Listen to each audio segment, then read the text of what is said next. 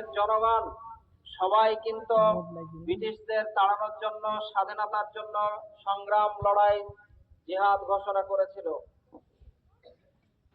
আমরা জানি যে এই স্বাধীনতা আনতে গিয়ে, দীর্ঘ এই লড়াই গিয়ে লাখ লাখ হাজার হাজার মানুষ তারা বলিদান দিয়েছে, শহীদ হয়েছেন। জাতি, ধর্ম, বর্ণ নির্বিশেষে সবাই।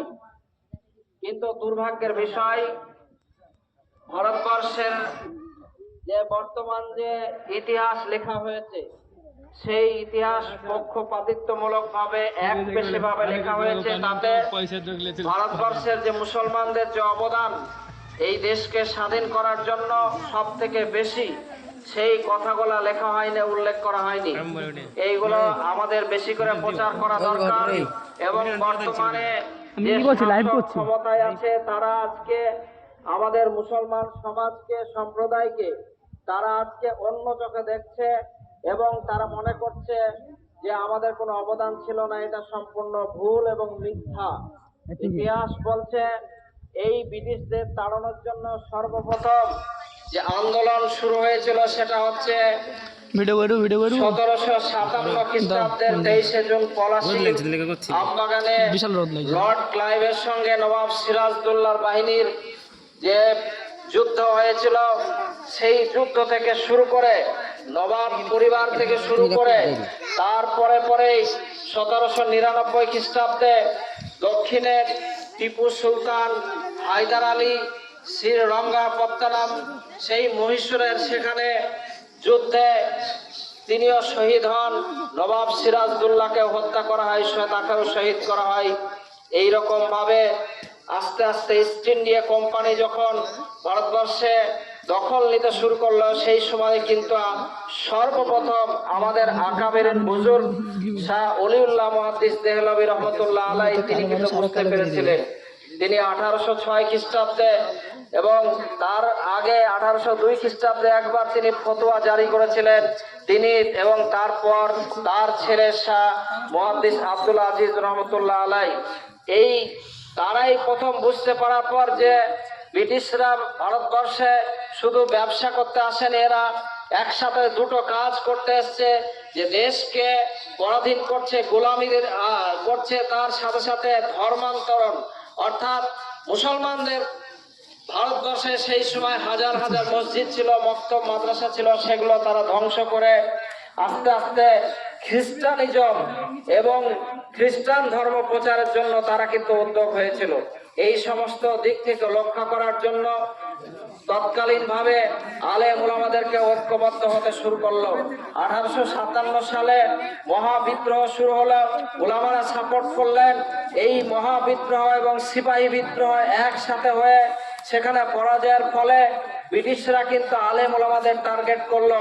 ইতিহাস বলছে পাকিস্তানের চাঁদনি চক, আমাদের দিল্লির চাঁদনি চক থেকে নিয়ে এখন বর্তমানের পাকিস্তানের খাইবার পাশতুন যে এলাকা আছে, এই লম্বা গ্র্যান্ড ট্রাঙ্ক জিটি রোডের ধারে লক্ষ লক্ষ আলেম উলামার তারা মাথা কেটে ঝুলিয়ে রেখেছিল ভীত সন্ত্রস্ত করার জন্য। এবং দিল্লির বুকে গরম টকবকে পানিতে হাজার হাজার আলেমদের তারা ফাঁসি দিয়েছিল। ইতিহাস বলছে তারপরে পরে আলেমরা নেতৃত্ব নিল, জমিয়তে উলামায়ে হিন্দের আকাবেরিন বা বড়রা এগিয়ে এলেন। মাওলানা মাহমুদ হাসান দেওবন্দি রহমতুল্লাহ আলাইহি, দেওবন্দ মাদ্রাসা প্রতিষ্ঠা হলো 1866 খ্রিস্টাব্দের। এই যে দেওবন্দ মাদ্রাসা প্রতিষ্ঠার একটা উদ্দেশ্য ছিল ইসলামের হেফাজত, সাথে সাথে ভারতবর্ষের স্বাধীনতা সংগ্রামেও অংশগ্রহণ করে স্বাধীনতা অর্জন। শাইখুল হিন্দ রহমতুল্লাহ আলাইহি তিনিও অংশগ্রহণ করলেন। তার ছাত্ররা মৌলানা ওবায়দুল্লাহ সিন্ধি 1913 থেকে 1920 সাল পর্যন্ত, মাহমুদুল হাসান দেওবন্দি, শাইখুল ইসলাম হিন্দ আর হোসেন আহমদ মাদানী শাইখুল ইসলাম আর ওবায়দুল্লাহ সিন্ধি, তাদের নেতৃত্বে রেশমি রুমাল আন্দোলন হলো। তারা কালা পানিতে মালকার জেলে তারা কারাভোগ করলেন।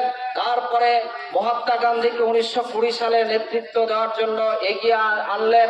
তারপরে দেশের সবাই মিলে তখন নেতাজি সুভাষচন্দ্র বসু, জওহরলাল নেহরু, বালগঙ্গাধর তিলক, বল্লভভাই প্যাটেল সবাই এগিয়ে আসলো। এইভাবে আমাদের বড় বড় আলেম ওলামারা, মোহাম্মদ আলী জওহার, শওকত আলী জওহার, বিবি আম্মাজান, শের আলী, এইভাবে করতে করতে বালাকোটের ময়দানে, বিরাট শামলির ময়দানে যুদ্ধ হলো। এইভাবে করতে করতে আস্তে আস্তে দাবালান ছড়িয়ে পড়লো, নেতৃত্ব দিল আলেম ওলামারা। আজকে যদি জমিয়তে উলামা না থাকতো, দেওবন্দ মাদ্রাসা না থাকতো, ভারতবর্ষের স্বাধীনতা আরো 100 বছর পিছিয়ে যেত। এটা ইতিহাস। এই ইতিহাসকে ভুলিয়ে দেওয়া হয়েছে। এক পেশে আমরা জানি যে শহীদ ক্ষুদিরাম, একদম আমাদের মেদিনীপুরের ক্ষুদিরাম বসু, তিনিও যেমন মুজফ্ফরপুরের সেই সেখানে বোমা মারতে গিয়ে যেমন তাকে ফাঁসি দেওয়া হয়েছিল, সেই রকম মৌলানা আহমদুল্লাহ ফাইজাবাদী, শের আলী, তাদেরকেও ফাঁসি দেওয়া হয়েছিল। আশফাকুল্লাহ, তাকেও ফাঁসি দেওয়া হয়েছিল। সেই সব ইতিহাসগুলোও কিন্তু আমাদের জানা দরকার। আমাদের জানা দরকার হোসেন আহমদ মাদানী রহমতুল্লাহ আলাই, মৌলানা আবুল কালাম আজাদ দীর্ঘ 19 বছর ধরে জেল খাটলেন। মৌলানা ফজলে হক হায়দ্রাবাদী, উত্তরপ্রদেশের মানুষ, তিনি মাল্টার দ্বীপে সারা জিন্দেগি দেশকে স্বাধীন করার জন্য সেখানেই তার জানাজা হয়েছিল। এই রকম ভাবে হাজার হাজার আলেম ওলামারা, তারা কিন্তু আজকে ভারতবর্ষের স্বাধীনতার জন্য প্রাণ দিয়েছিলেন। সেই হিসাবে আমরা এই ভারতবর্ষকে ভালোবাসি। আমরা পাকিস্তানে যাইনি পার্টিশনের পর, আমরা বাই চয়েস আমরা ভারতবর্ষে চয়েস করে এখানে থেকেছি। আমরা মনে করি এটাই আমাদের আসল দেশ। আমরা মনে করি কিয়ামতের দিন আমাদের কবর এখান থেকে হাসর নাসর হবে, কবর থেকে আমরা উঠব। বলে আজকে যারা এক পেশে প্রলাপ বকছে, তাদের এইটাকে আমরা খণ্ডন করে বলতে চাই যে আসলে ভারতবর্ষের ইতিহাস এক পেশে ভাবে লেখা হয়েছে। সঠিক ইতিহাস জানা দরকার। ডক্টর শান্তিময় রায়, যিনি বই লিখেছেন ভারতের স্বাধীনতা সংগ্রামে মুসলমানদের অবদান, এইরকম ভাবে বড় বড় হিন্দু পণ্ডিতরাও কিন্তু বই লিখে গেছেন। তারা সঠিক আসল সত্যটা তুলে ধরেছেন এবং এটাই বাস্তব সত্য। আজকের প্রজন্মকে জানানো দরকার যে এই স্বাধীনতার জন্য আমাদের অনেক আকাবেরিন আলেম ওলামা ত্যাগ স্বীকৃতি কুরবানি, তাদের জান চলে গিয়েছে। তার জন্য রুহে মাগফিরাতের জন্য আজকে আমাদের দোয়া হবে। ভারতবর্ষের কোণে কোণে সমস্ত ইসলামী প্রতিষ্ঠান, মাদ্রাসা, মসজিদ, খানকা, কবরস্থান, খানকা, সব জায়গা থেকে আজকে এই স্বাধীনতা পালন করা হচ্ছে, উদযাপন করা হচ্ছে। তিরঙ্গা পতাকা, জাতীয় পতাকার মাধ্যমে আজকে উদযাপনের মাধ্যমে পালন করা হচ্ছে। আজকে আমরাও দেশ প্রেমের ভক্তি প্রদর্শন করছি, এটা প্রত্যেকেরই করা দরকার। মাদ্রাসা থেকে, দেওবন্দ মাদ্রাসা থেকে, রাবেতা থেকে, আমাদের ইমাম সংগঠন থেকেও সব জায়গা থেকে বলা হয়েছে সমস্ত মসজিদ, ধর্মীয় প্রতিষ্ঠানগুলোতেও পতাকা উত্তোলনের মাধ্যমে আজকে পালন হচ্ছে। সেই হিসাবে আমরা বলবো যে সঠিক ইতিহাসটা জানা দরকার।